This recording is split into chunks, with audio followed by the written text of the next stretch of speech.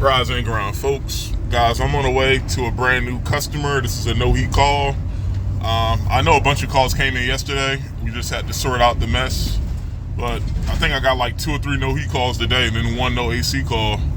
But guys, this customer I'm on the way to, I'm almost there now. He just said that the heat stopped working yesterday. And the only thing I know is that this is gas and nothing else was done to that unit recently. He said everything is working. And then all of a sudden, it just stopped blowing out warm air. But all right, guys, I'm almost there. I'll see y'all when I get inside. Peace. All right, guys. So here's the rundown. This is Rheem 80%, 100,000 BTU gas furnace, natural gas, and straight AC. Now, according to this customer, throughout the summer, the AC was working fine, but he had a few chilly nights, so he wanted to turn the heat on. He said this happened in, I think, September. And when he turned the heat on, he noticed that the inducer motor was running, but nothing else. It turned off. And he took the doors off, and he was getting a pressure switch fault.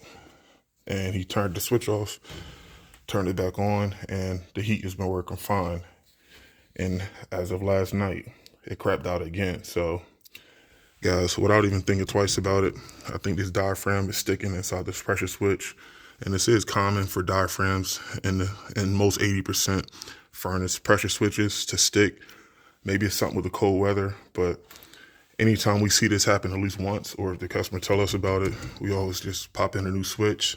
But guys, before you replace pressure switches, make sure you test your inches of water column on your inducer. And also, you see that?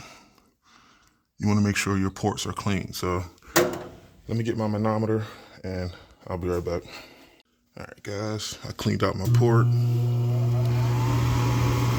And I'm at a negative 1.0 inches of water column.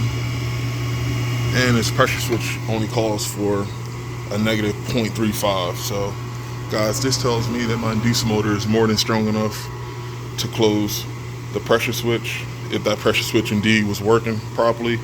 But guys, if my inches of water column on the inducer motor was under what the pressure switch calls for, then even if that inducer motor runs, I would start first with a new inducer motor. And also, while you're at it, you could pull the inducer motor to make sure that you don't have any dead animals or any dead rabbits inside the vent pipe. But yeah, guys, let me turn the power off and let me grab Old Reliable and let's pop a new switch in. I'll see y'all in a little bit. All right, guys. Got my new switch in.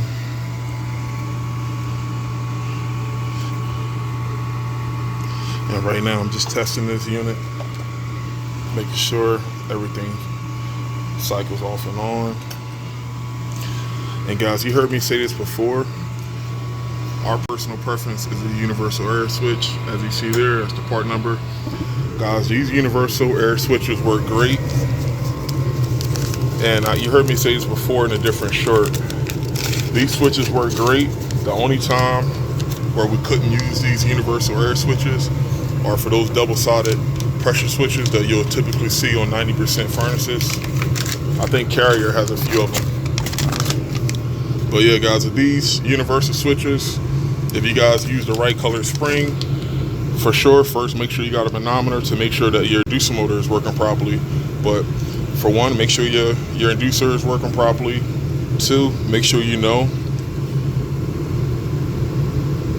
what the rating is on your old pressure switch. If you know what rating the old pressure switch is, you pretty much match up the color of the spring with what the old pressure switch was rated for. In this case, guys, I know I had a 0.35, and all you do is you match up the color of the spring, which corresponds to inches of water column. 0.35 lines up to the natural color spring, and that's the color spring that we use. And easy peasy, guys. It's not really much to it. And also another thing with the inducer port, well, the pressure switch port, you never want the port to be vertical. You always want the port to be down or to the right. Otherwise, I think that's in the instructions on this thing. I remember seeing this a while back. But even with these universal pressure switches, if you mount them upright, eventually that could cause issues with the diaphragm. So even if the old switch, even if the old pressure switch port was mounted upward, you want to mount the universal one sideways or down. to avoid issues with the diaphragm.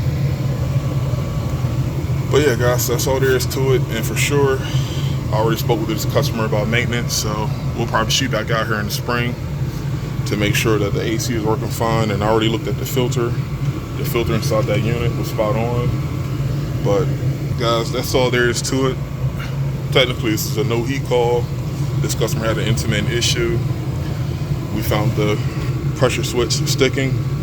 This unit was actually still working when I got here, but anytime a customer tells me that they have intermittent issues, and with this particular customer, he knew that this furnace was giving him a pressure switch error a few months back.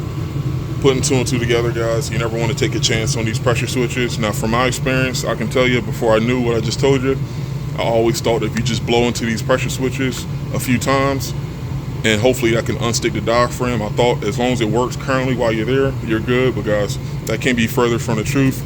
With these diaphragms, this can 100% cause intermittent issues, meaning the moment you leave, this pressure switch could, in fact, turn your burners off, and now the customer's calling you, saying that heat isn't working, and as soon as you get back, this thing turns right back on. So guys, I've been in this scenario millions of times, and like I said, guys, better safe than sorry.